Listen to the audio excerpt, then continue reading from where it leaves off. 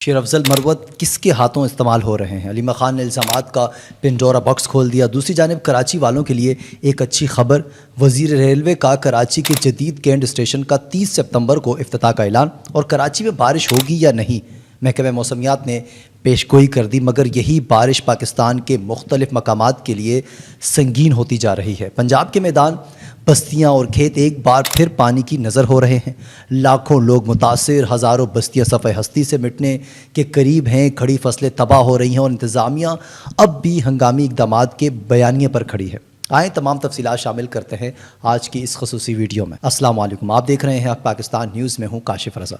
नाज़रीन, सबसे पहले पाकिस्तान तहरीक इंसाफ के ख़बर से आगाज़ कर लेते हैं। बानी PTI इमरान खान की बहन अलीमा खान ने कहा कि शेर अफजल मरवत जैसे बंदों को इस्टेब्लिशमेंट और एजेंसियाँ इस्तेमाल करके छोड़ देती हैं और फिर उनको कोई पूछता नहीं है, तो उनका ये हाल हो जाता है।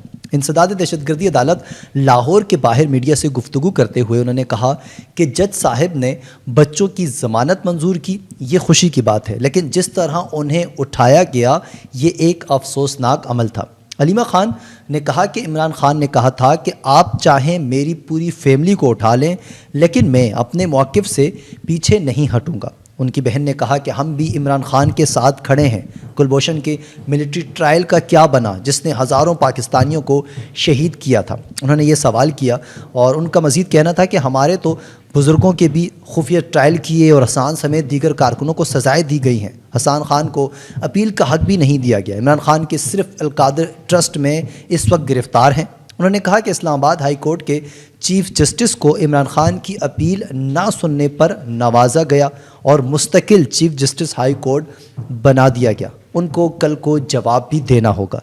एक सहाफ़ी ने कहा कि शेर अफजल मरवत ने कहा था कि बैरून मुल्क जितने सोशल मीडिया अकाउंट्स चल रहे हैं उनके पीछे अलीमा खान के बेटे शामिल हैं।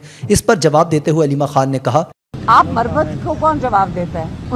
उनको तो एस्टेब्लिशमेंट और एजेंसियां ऐसे बंदों को इस्तेमाल करती हैं और फिर उनको जाया कर देती हैं। जब वो जाया होते हैं फिर उनको डर होता है कि हम यूजलेस हो गए हैं, फिर वो इस किस्म की बातें करते हैं। किस तरह के बंदों को एस्टेब्लिशमेंट और एजेंसियां इस्तेमाल करके छोड़ देती हैं, फिर इनको कोई पूछता नहीं, तो उनका हाल ये हो जाता है जो इस वक्त मरवत का है।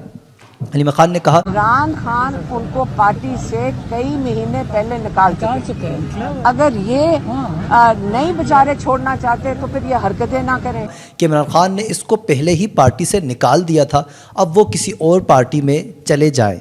नाज़रीन, पाकिस्तान तहरीक इंसाफ के मसाइल हल होने के बजाय मज़ीद गंभीर होते जा रहे हैं और ये इल्ज़ामात की सियासत ही उन्हें नुकसान पहुँचा रही है और इमरान खान साहब की रिहाई के बाद शायद कुछ बेहतरी आए। इस हवाले से आपकी क्या राय है, कमेंट्स करके आप ज़रूर बता सकते हैं। अब बात करते हैं कराची के मौसम के हवाले से जो पेशकश की गई है। अब बात करते हैं कराची के मौसम के हवाले से। खलीज बंगाल से आने वाले मानसून सिस्टम के तहत कराची में बारिशें होने या ना होने से मुताल्लिक पेशगोई कर दी है। महकमा मौसमियात के मुताबिक मानसून हवा का कम दबाव इस वक्त भारतीय रियासत से छत्तीसगढ़ के करीब है। हालिया सिस्टम मगरिब और शुमाल की मगरिब की जानिब हरकत कर रहा है, जो 6 या 7 सितंबर को भारतीय राजस्थान और गुजरात के करीब पहुँच जाएगा। मानसून का ये सिस्टम के जो ज़ेर असर जनूबी मशरकी सिंध है, 7 सितंबर से बारिश का इम्कान है, जबकि गरज चमक के साथ तेज़ बारिशें हो सकती हैं। महकमे मौसमियात का कहना था कि सिस्टम के करीब आने पर ही कराची में बारिश के हवाले से हतमी पेशगोई की जा सकेगी। यानी फ़िलहाल कराची में तेज़ बारिशों का कोई इम्कान नहीं और आने वाले दिनों में सूरत हाल मज़ीद वाज़ेह हो जाएगी। नाज़रीन, शहर कायद के हवाले से ही दूसरी खबर यह है जो कुछ हद तक शायद एक अच्छा इक़दाम भी समझा जा रहा है। वफाकी वज़ीर रेलवे हनीफ अब्बासी ने कहा कि कराची कैंट स्टेशन पर बनने वाले से IP लॉन्च यूरोप से बेहतर होगा, जिसका इफ्तिताह 30 सितंबर को किया जाएगा, जबकि सक्खर, हैदराबाद और दीगर शहरों के स्टेशन भी जदीद बनाए जा रहे हैं। Karachi chamber of commerce and industry में ताजरों सनतकारों से खिताब करते हुए वज़ीर रेलवे ने कहा कि 40 स्टेशन पर वाईफाई सहूलियात मुहैया की जा रही हैं, जबकि 155 स्टेशन को सोलराइज करने के करीब हैं। 60% काम जो है मुकम्मल हो चुका है। और अगर कराची की बात करें तो 27 स्टेशन सोलराइज होने के इकदामात हो रहे हैं। انہوں نے مزید کہا کہ ایشیائی ترقی بینک کے 2 ارب کی فائنینسنگ سے کراچی تا روہڑی ریل ٹریک کو بہتر بنانے کا کام شروع کیا جا رہا ہے، جس سے سفری مسافت 4 گھنٹے کم ہو جائے گی۔ کراچی سے روہڑی تک 480 کلومیٹر ٹریفک کو بہتر کیا جائے گا۔ حنیف عباسی نے مزید کہا کہ کراچی سے افغانستان تک ریلوے منصوبے پر بھی کام ہو رہا ہے۔ اس طرح کراچی سے گوادر اور گوادر سے کراچی تک ریلوے منصوبے کے لیے بھی کام کیا جا رہا ہے۔ ریلوے کو ڈیجیٹائز کر رہے ہیں تاکہ تمام اسٹیشنز پر وائی فائی اور ATM مشینیں نصب کر رہے ہیں۔ انہوں نے مزید کہا کہ اب تک 11 ٹرینیں آؤٹ سورس کر چکے ہیں، جبکہ 6 روز میں مزید 9 ٹرینیں آؤٹ سورس ہو جائیں گی۔ اور انہوں نے مزید کہا کہ 31 دسمبر تک 38 ٹرینیں آؤٹ سورس کر دی جائیں گی۔ ریلوے کے 8 اسپتال اور 14 اسکولوں کو آؤٹ سورس کرنے جا رہے ہیں۔ حنیف عباسی نے اس حوالے سے بتایا کہ ریلوے کے بڑھے ہوئے کرائے فوری طور پر کم نہیں کر سکتے۔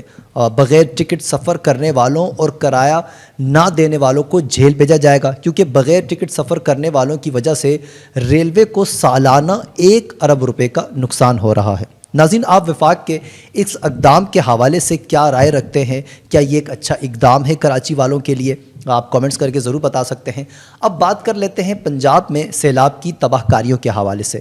گزشتہ کچھ دنوں سے پنجاب میں بہت زیادہ تباہی ہوئی ہے۔ پنجاب میں سیلاب سے اموات کی تعداد تقریباً 46 تک جا پہنچی ہے۔ DGPDM عرفان علی کاٹھیا کے مطابق پنجاب میں سیلاب سے اب تک 46 اموات ہو چکی ہیں۔ 35 لاکھ افراد براہ راست متاثر ہو چکے ہیں، جبکہ 4000 قریب بستیاں ڈوب چکی ہیں۔ 15 لاکھ کے قریب افراد کو ریسکیو کیا گیا ہے۔ انہوں نے مزید کہا کہ قادر آباد کے مقام پر دریائے چناب کا پانی دوبارہ متاثرہ علاقوں میں داخل ہو رہا ہے اور جنگ میں صورتحال مزید خراب ہو سکتی ہے۔ 6 اور 7 ستمبر کے درمیانی شب 9 لاکھ کیوسک کا ریلا سندھ میں داخل ہوگا۔ ناظرین، 35 لاکھ متاثرین کا مطلب ہے ہر گھر میں تباہی کی داستان۔ یہی سوال پیدا ہوتا ہے کہ جب ہم ہر سال یہی صورتحال دیکھتے ہیں تو پہلے سے عملی تیاری کیوں نہیں کی جاتی؟ 9 لاکھ کیوسک کا ریلا سندھ میں داخل ہونا اس بات کا ثبوت یہ ہے کہ یہ تباہی اب صرف پنجاب تک محدود نہیں رہے گی، بلکہ پورے ملک میں پھیلنے کا خدشہ ہے۔ دوسری جانب اگر بات کریں خانیوال کی، تو خانیوال کے قریب راوی اور چناب کے پانی کا سنگم ملتان اور مظفر گڑھ کے اضلاع کے لیے دورہ خطرہ بن چکا ہے۔ ہیڈ محمد والا اور شیرشاہ پر پانی کی سطح 412 فٹ تک ریکارڈ ہوئی، جو خطرناک حد تک صرف 5 فٹ کم ہے۔ اگلے 12 گھنٹے انتہائی نازک قرار دیے جا رہے ہیں اور حکومت نے کنٹرول شگاف کی پالیسی اپنائی ہے تاکہ شہریوں کو بچایا جا سکے۔ یہی وہ پالیسی ہے جسے عوام اپنی بربادی کہتے ہیں۔ شہریوں کو بچانے کے نام پر دیہات قربان کر دیے جاتے ہیں، جن پر دیہاتیوں کو کافی افسوس بھی ہے۔ دریائے راوی کا سیلابی ریلا ملتان میں ریلوے برج تک پہنچ چکا ہے۔ کبیر والا میں درجنوں دیہات ڈوب چکے ہیں، اور اگر بات کریں شجاع آباد کی تو وہاں سیلابی ریلے نے پوری بستیاں نگل لی ہیں، اور لودرا میں 5 بستیوں کے بند ٹوٹ چکے ہیں۔ پانی فصلوں میں داخل ہو چکا ہے، جس سے فصلیں مکمل تباہ ہوئیں۔ راوی میں بلوکی پر اونچے درجے کا سیلاب ہے، جسٹر پر درمیانی درجے کا سیلاب موجود ہے، اور ریلوے برج تک سیلابی پانی پہنچ چکا ہے، جو 5 بستیوں کے بند ٹوٹ کر اور سینکڑوں ایکڑ فصلیں جو ہے اس نے تباہ کر دی ہیں۔ یہ صرف موجودہ نقصان نہیں ہے، یہ مستقل تباہی کا پیش خیمہ ہے۔ فصلوں کا تباہ ہونا مطلب خوراک کی قلت، کسانوں کی بربادی اور ملکی معیشت پر براہ راست دباؤ۔ اب سوال بہت اہم ہے، کیا یہ حکومت متاثرہ کسانوں کے لیے کوئی عملی ریلیف پیکج دے گی، یا یہ سب بھی چند اعلانات تک محدود رہ جائے گا؟ یہ منظرنامہ صاف بتا رہا ہے کہ صرف دریاؤں کے کنارے والے علاقے ہی نہیں، اندرون دیہات بھی بری طرح متاثر ہوتے ہیں۔ سوال یہ ہے کہ کیا یہ زرعی معیشت اتنے بڑے جھٹکے سے پائے گی؟ فصلوں کی تباہی کا مطلب ہے آنے والے دنوں میں غذائی بحران، مہنگائی اور کسانوں کی کمر ٹوٹ جانا۔ ناظرین، بھارت سے آنے والے پانی نے بھی اس تباہی کو مزید دگنا کر دیا ہے، کیونکہ بھارت نے بگلہار اور سلال ڈیم کے اسپیل ویل کھول دیے ہیں۔ شدید بارشوں کے باعث چناب اور ستلج میں پانی چھوڑا جا رہا ہے۔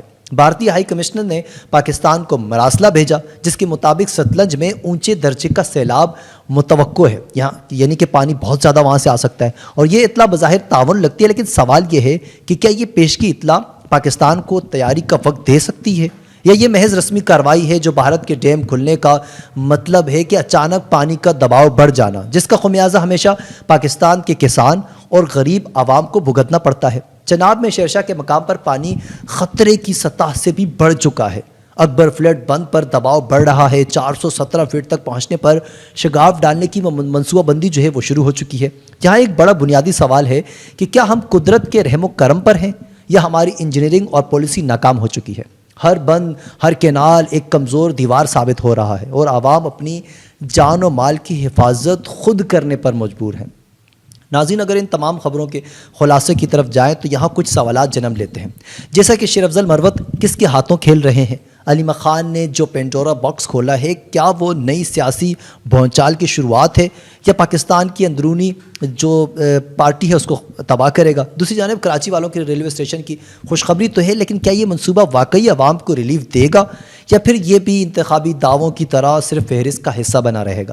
اور بارش کراچی میں ہوگی یا نہیں یہ الگ سوال ہے، مگر پنجاب کی کھیت بستیاں جو پانی میں ڈوب رہے ہیں وہاں کب حقیقی ریلیف پہنچے گا؟ کیا انتظامیہ کی ہنگامی اقدامات صرف کاغذوں تک محدود رہیں گے یا واقعی عوام کو بچانے کے لیے عملی قدم بھی اٹھائے جائیں گے؟ یہ تمام سوالات اس وقت جواب مانگ رہے ہیں، لیکن سوال یہ ہے کہ کیا ان کے جواب کبھی ہمیں مل پائیں گے یا نہیں؟ ناظرین، کمنٹس کر کے اپنی رائے ضرور دیں اور مزید اپڈیٹ کے لیے دیکھتے رہیں حق پاکستان نیوز۔ کاشف رضا کو اجازت دیجیے، اللہ حافظ۔